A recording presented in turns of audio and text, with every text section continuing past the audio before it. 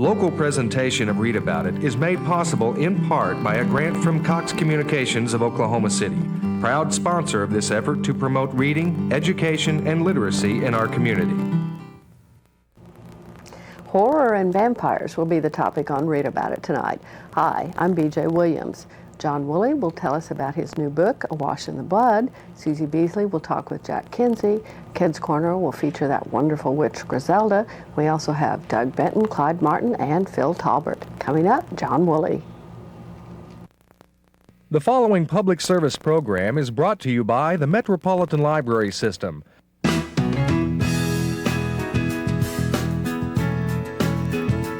And now, Read About It, with your host, B.J. Williams.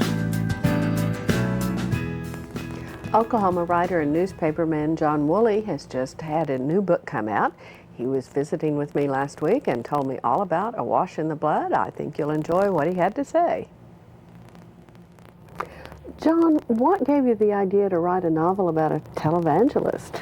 Well, it's kind of interesting. I got to thinking about what televangelists offer, and being a man of the faith myself, was very interested also in the balance between good and evil in all of us. And I thought, you know, televangelists offer eternal life. That's what they're selling, is life forever. And really, a vampire's selling the same thing. Uh-oh. When you really get down to it, you see. And so this televangelist kind of gets things mixed up a little bit and starts that descent into the darkness and starts confusing the light with the darkness. One of the quotes, I have two quotes at the front of the book. One is from John Steinbeck, who says, "It's not that the evil thing will win, it never does, it's that it doesn't go away." And the other is from Isaiah, where it talks about the light shining in the darkness doesn't comprehend it. So the darkness can't snuff the light, but neither can the light get rid of all the darkness. So that was kind of the theory that I went into the book with. Okay, so in effect, you've got a blood-sucking televangelist. That's correct. Yeah. Insert your punchline here. Right, I know, but yeah, right. That's exactly right. Okay. Well, obviously there are a couple of avenues for research here Yes. that are rather divergent, aren't they? There really are, and interestingly enough, or at least I think it's interesting, I went to Transylvania in 1985 with a group of rock and rollers. It was called Transylvania Mania, and it was like this national rock and roll trip that radio stations offered across the country, a promotion, and I went along, and I spent Halloween night in one of Dracula's castles. Ooh. And it was a lot. The first couple of chapters of the book are drawn directly from that experience, because I had a guide who, they really were not crazy about the fact that Bram Stoker took the real Dracula, Vlad the Impaler, Vlad Dracula, Vlad Tepes, whatever you want to call him, and made him into a figure of horror because he's a national hero over there. It would be sort of like they took Thomas Jefferson and made him into a monster of some sort. Well, in fact, Vlad the Impaler turned back the Turks, didn't he? Exactly, and impaled some of them, which is how he got his name and how a lot of this legend started. And so they were not really all that excited about Bram Stoker and about Dracula. Well, I went over there on All Souls, of course, All Souls Day, and he said, and so we're driving up the Carpathian Mountains through the Bordeaux Pass, all these places I'd read about in Dracula and seen in the movies, and I looked down and there were all these lights dotting the countryside. And I asked the guy, I said, what are those? He said, well, wait, we're going to pull into the hotel here and I'll show you. And there was a cemetery near the hotel. Well, you went out there and there were the people had lit candles and they were on the crypts. And my guide told me that they were, that they would come out once a year on All Souls Night and they would talk to the dead. And they would tell them about what had happened that year. If they got married, jobs, different things like that. And they talked to their dead. And so the guy, and this is a Transylvanian night, right? And he leans over and he says, so you see, Mr. Wooley, our dead do not walk, but they live. And that really stayed with me. Yeah. Oh, well, that could be a very moving kind of thing. It was very moving, and being in Transylvania, and it was still when Ceausescu was there, so there was still, it was very, very dark. They had some hydroelectric problems, and so the lights were sputtering and everything, so it was very nice. And I used it. That was, 15 years ago, but I used that to start the book. Well, I think that's one of the things that fascinates me about writers is that everything they see and do and hear, and quite often things that happen to their friends. That's right. Sort of gets stored up, and it's like it's just waiting.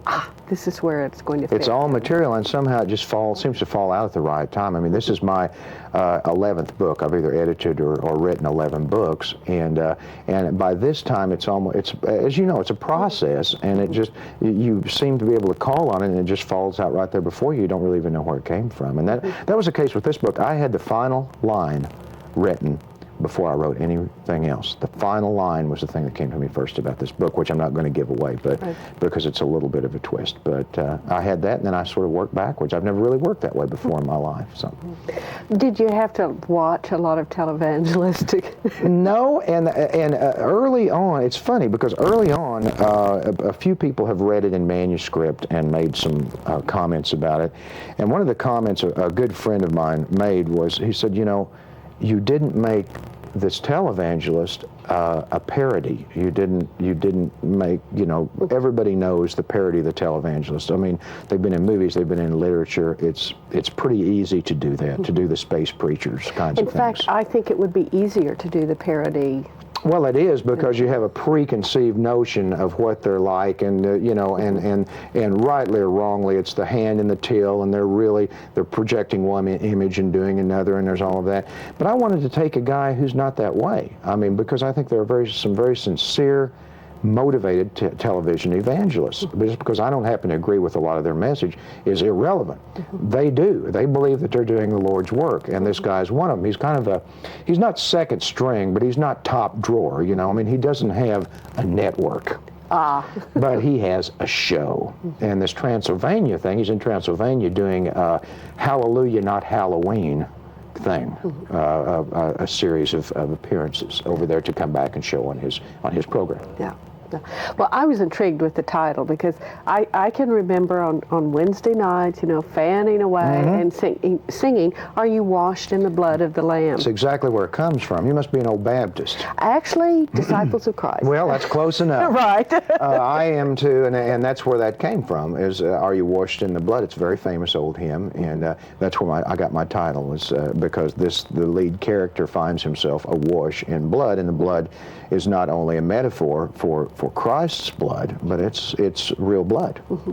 And so those things, that fascinates me, the way that there's so many, really, if you think about them, as Christians, we have some really horrific, frightening images that go with our faith. Yeah. Oh, well, I think that's part of the human condition. I mean, we are, certainly today, we are living, all of us on this planet are living in a very frightening and horrifying place. And so I think that's one of the things religion perhaps does is to hold our hand when we're walking down that dark hallway. Well, it does. And, you know, I've been reading a lot, you know, since all of the war came along. And most people, we've heard the term jihad a lot, and in that faith, jihad can just as easily be talking about the war within you, between good and evil. As a matter of fact, to a lot of Muslims, that's exactly what it means. It's the war inside you, it's not the war outside. Well, I want to thank you very much, John. You're welcome, BJ. And thank you. I think this is appropriate both for the time in many ways, both for international events and for Halloween. Well, that's right. We certainly hope so. Well, thank you very much, And thank John. you. We have a special treat now for children of all ages.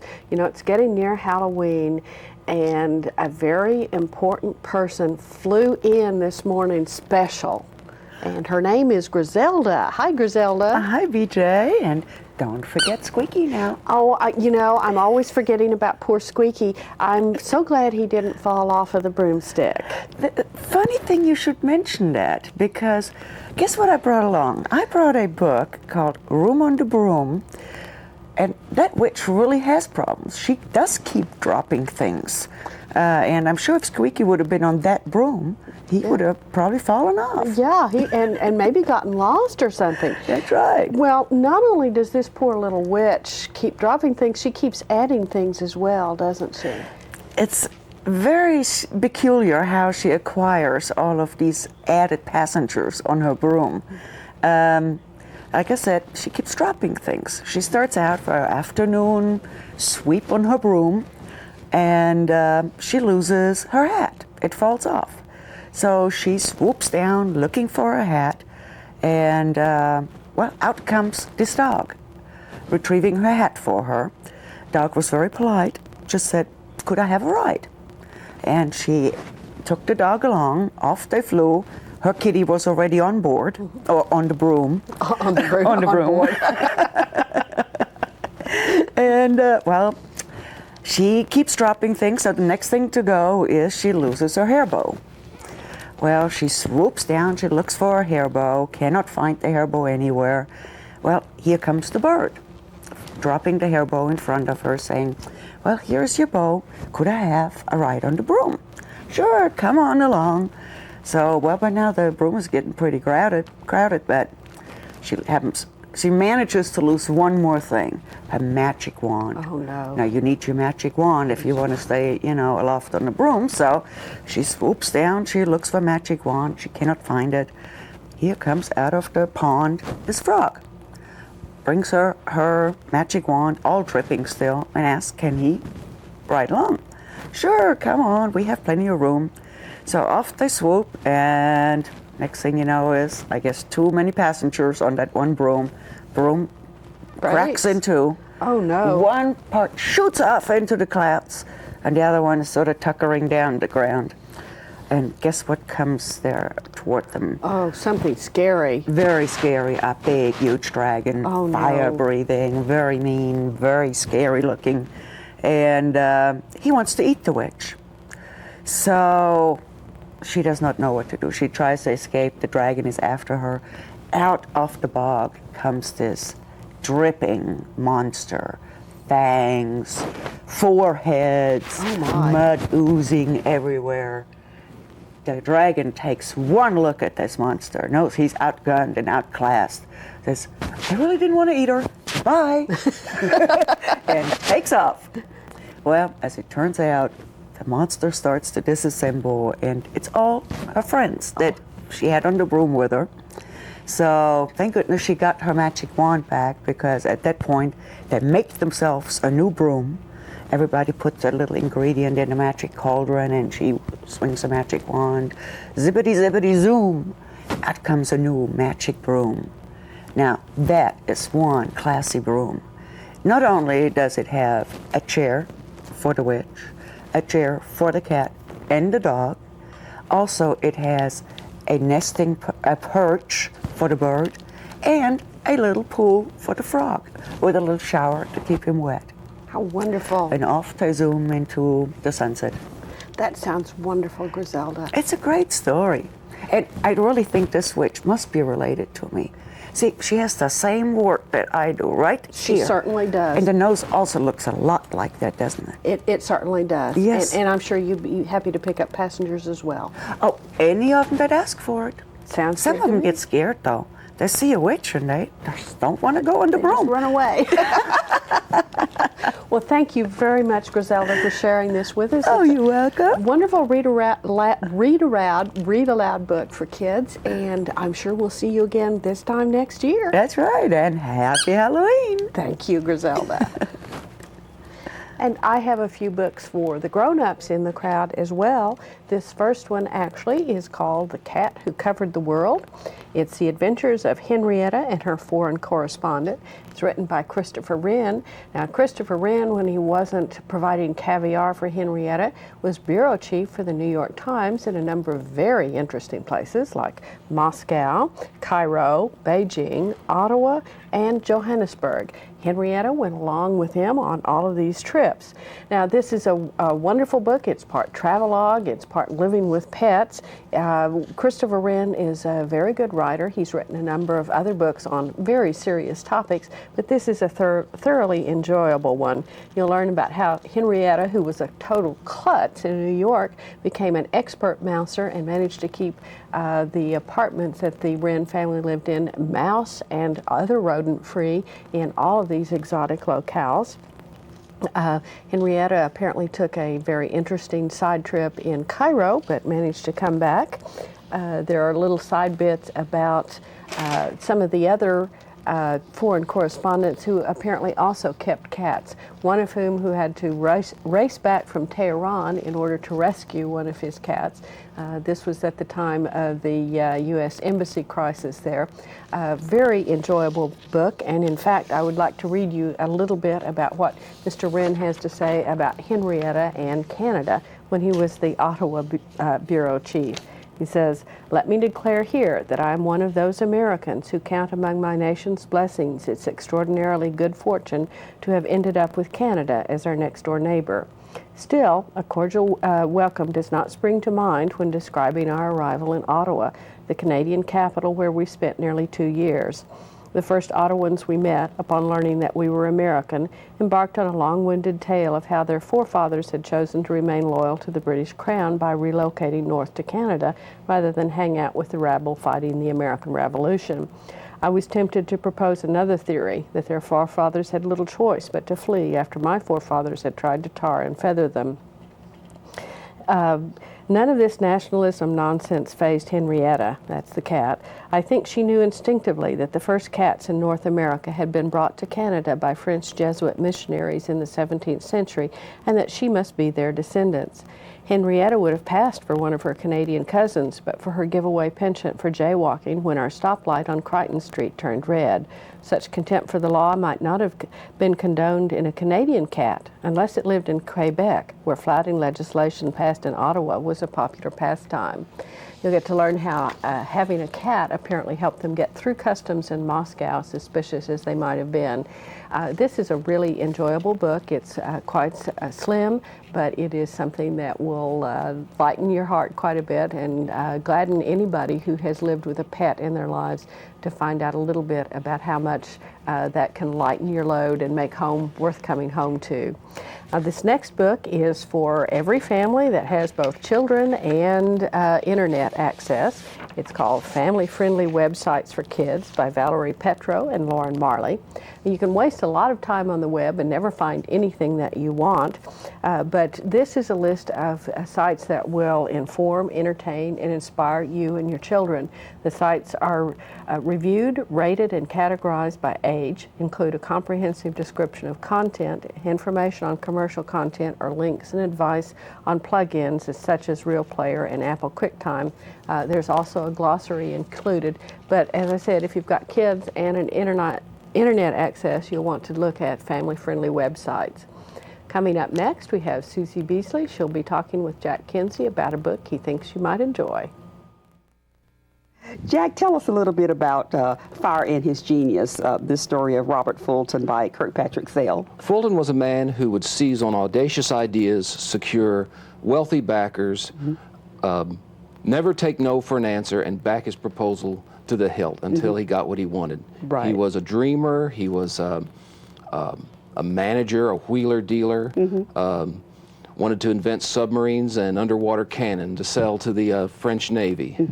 And now, where is he in history as far as what we were taught in grammar school? Oh, well, he was born in the 1730s in Lancaster, Pennsylvania. His father was an immigrant farmer. They weren't very well off, so Robert became fascinated with tinkering. He's a self-educated tinkerer and inventor. He bought into the steamship line that was plying the Hudson River from New York to Albany, the Great Northern, a man named Lancaster. It convinced Lancaster to incorporate some new innovations in the steamship to make it profitable, and they made a considerable profit, $400 a year, or 30 months that the Hudson wasn't frozen over. Right. So for what we were taught, I mean, we were always taught that Robert Fulton invented the steamship. And it wasn't even called the Clement, it was called the North River. Called the North River, and he didn't really invent this steamship. It was already kind of in place. He kind of expanded on all of those. Expanded it, improved it, and promoted it. The promotion enabled the steamship to really start the western expansion, using the rivers, the great rivers, and the oceans to move westward and one of the sparks that got the American Industrial Revolution rolling. And so we still have a lot of pride to look to Robert Fulton as far as an entrepreneur and a technician for his time. And Mark Twain put it best. He saw rivers and oceans lying idle and took debits and made them into assets. Right. So Mr. Sale kind of delves into the character Robert Fulton, the man Robert Fulton, and how, I guess you would say, how driven he was. Driven, but yet he was also erratic at some times. He was not above, bailing out on a project and leaving an investor holding the bag. Right. A gentleman named Church in England, when Fulton became interested in canals, put down, at that time, $15,000, which was a lot of money in the late 1700s. And when Fulton lost interest, he went to France, so kind of left him holding the bag. So, Jack, we really appreciate you coming and sharing with us The Fire in His Genius, Robert Fulton and His American Dream by Kirkpatrick Sale. This is fairly brand new, right? Yes, it's off the new bookshelf. Okay, this is available at your local library and perhaps your local bookstore. We'll see you next time. Thank you, Jack. Thank you.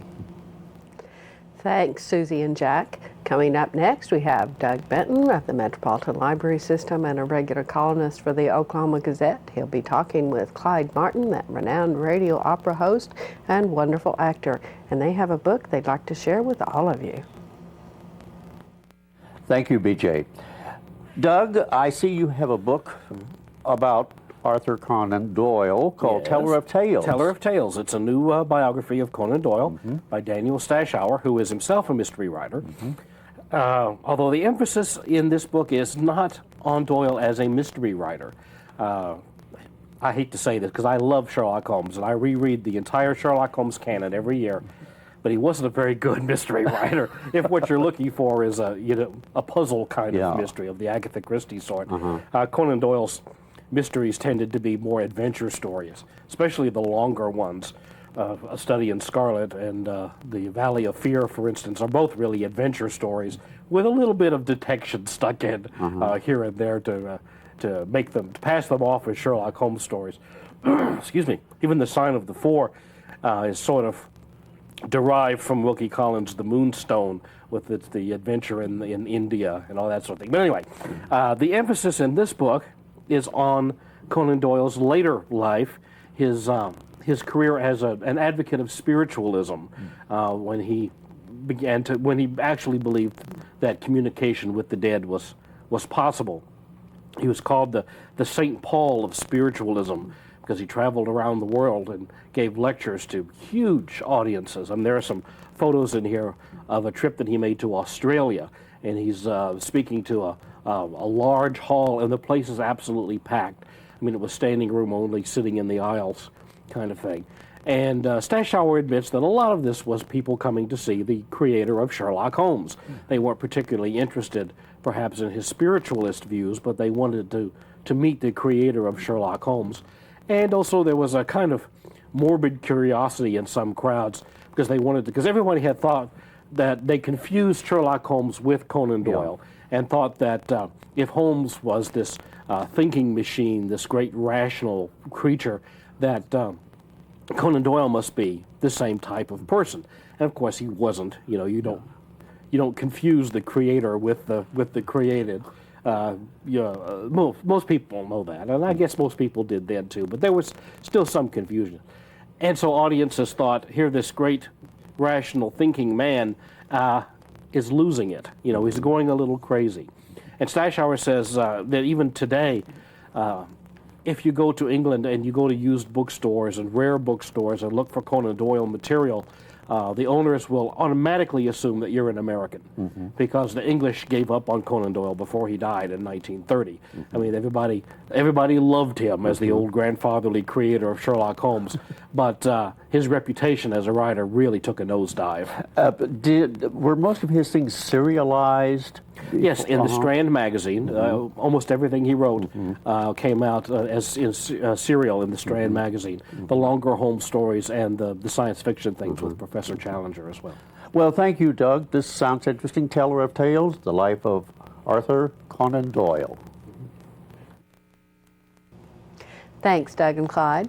And I have with me now Phil Talbot from the Capitol Hill Library, and you may be wondering why we have balloons and a few other things here on the set, but Capitol Hill is getting ready to celebrate a really important birthday, isn't it, Phil? Yes, indeed. We will be celebrating 50 years of service to the Capitol Hill community and as part of our library system and all of that, and we're just going to have a big celebration over there. Actually, you're going to have almost a week-long party, aren't you? Yes, we are. We've got a lot going on. Every day we have something going on from November the 5th through November the 10th, starting on that Monday and ending on that Saturday with an amazing carnival with all kinds of activities going on. Okay, what happens on Monday then? On Monday, we are going to have a program for, well, primarily for seniors, but it's going to be on making quilted pillows. And there's going to have a 50th anniversary on the quilted pillows, and they can come in and make those, and it'll be a fun time for them.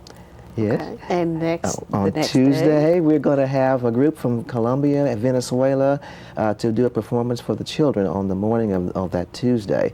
And they're going to just come in and give us an idea of the different culture and music of those different areas of the country.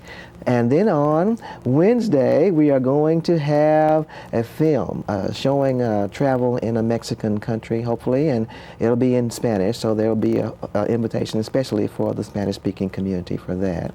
And then on Thursday, we're having our anniversary luncheon.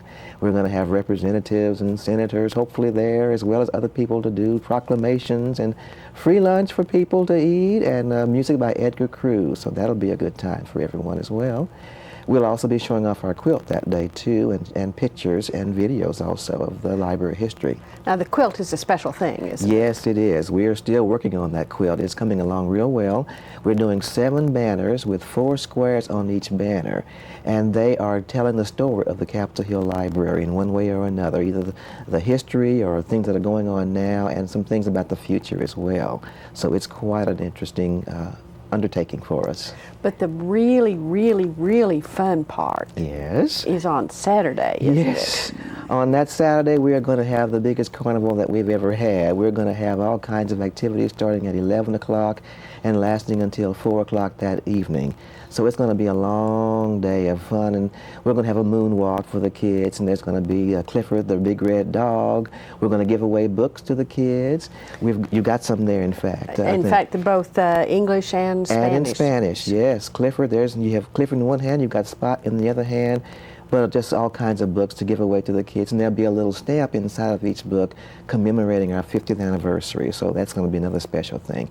We're going to have about 3 bands producing music for us. There's going to be a clown, free food, cake, punch. And are there going to be, what, old cars and... Antique cars from the 1950s, hopefully, to help show when the library was actually built in 1951. And then also there's going to be a big biplane, a replica of the biplane. Back in 1911, the first airplane that ever flew in Oklahoma flew from the area where the Capitol Hill Library is, so that'll be on the street as well. Okay.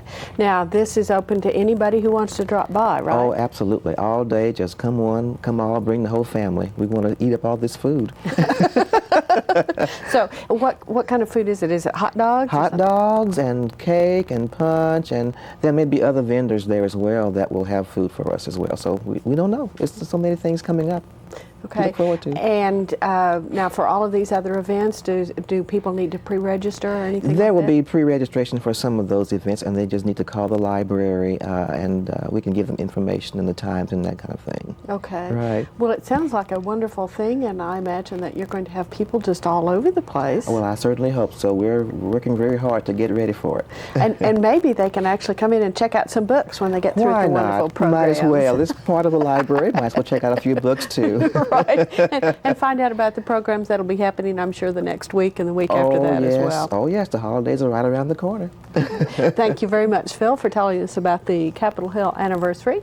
To find out more information about that, check out the Metropolitan Library System's website at www.mls.lib.ok.us. We'll have all the information you need for that and all the other exciting events happening in the library system.